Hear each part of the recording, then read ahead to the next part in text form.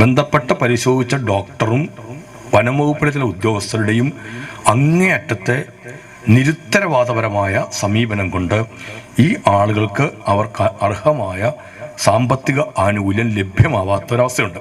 ഇന്നത്തെ യോഗത്തിൽ കർശനമായ നിർദ്ദേശം കൊടുത്തിരിക്കുന്നത് ആരാണോ അതിൻ്റെ ഉത്തരവാദികൾ അവർക്കെതിരെ മറ്റ് നടപടികൾ സ്വീകരിക്കണം എന്ന് ഇന്ന് ആ യോഗത്തിൽ പങ്കെടുക്കാൻ നിർദ്ദേശം കൊടുത്തിട്ടാണ് ഞാൻ ഈ യോഗത്തിലേക്ക് പങ്കെടുക്കാൻ വിടുന്നത്. വളരെയധികം ഒരു തരത്തിലും അംഗീകരിക്കാനും ന്യായീകരിക്കാനും കഴിയാത്ത തരത്തിലുള്ള അലംഭാവം എന്നല്ല പറയേണ്ടത്, എന്ത് വാക്കാണ് അതിന് പറയേണ്ടതെന്ന് ആലോചിച്ച് നോക്കുക. അങ്ങേയറ്റത്തെ നിരുത്തരവാദപരമായ സമീപനം. 2020 സെപ്റ്റംബറിലെ കാര്യത്തിനകത്ത് ഇന്ന് വന്നിട്ടും ചില ഉദ്യോഗസ്ഥന്മാർ പറയുന്നത് അതിന് ഇന്ന സർട്ടിഫിക്കറ്റ് കിട്ടിയിട്ടില്ല, ഇന്നതുപോലെ ആയിട്ടില്ല എന്നെല്ലാമാണ്.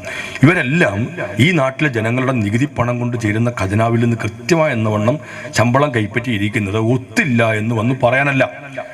അവരെല്ലാം വന്നിരിക്കുന്നതെല്ലാം ഒരു ജനാധിപത്യമായതുകൊണ്ടെല്ലാം വന്ന് നിൽക്കുന്നതാണ്. ഇവർക്കെല്ലാം വേണേൽ പറയാൻ കഴിയായിരിക്കും, ഇവിടെ ഇരിക്കുന്ന ഉദ്യോഗസ്ഥർക്ക് എല്ലാവർക്കും തോന്നലുണ്ടാവും, ഞങ്ങളെല്ലാവരും PSC പരീക്ഷ എഴുതി ജയിച്ച് വന്നു കയറി ഉദ്യോഗസ്ഥരായിരിക്കും. അത് കൃഷിയിലായിക്കോട്ടെ, പഞ്ചായത്തിൻ്റെ ആയിക്കോട്ടെ, ഏത് വകുപ്പിൻ്റെ ആയിക്കോട്ടെ, ഞങ്ങൾ PSC പരീക്ഷ എഴുതിയതുകൊണ്ട് ഞങ്ങൾ ജയിച്ചു, ഞങ്ങൾ കയറി ജോലിക്ക് കയറി, ഞങ്ങൾ എന്തോ വലിയ ആൾക്കാരാണ് ഒക്കെ. അത്രയും കാര്യമൊക്കെ വേണമെങ്കിൽ നമുക്ക് അംഗീകരിക്കാം. പക്ഷേ ഇങ്ങനൊരു PSC പരീക്ഷ ഉള്ളതും ആളിനെ എടുക്കുന്ന ഇവിടെ ജനാധിപത്യം ഉള്ളതുകൊണ്ട് മാത്രം സംഭവിച്ച കാര്യമാണ്.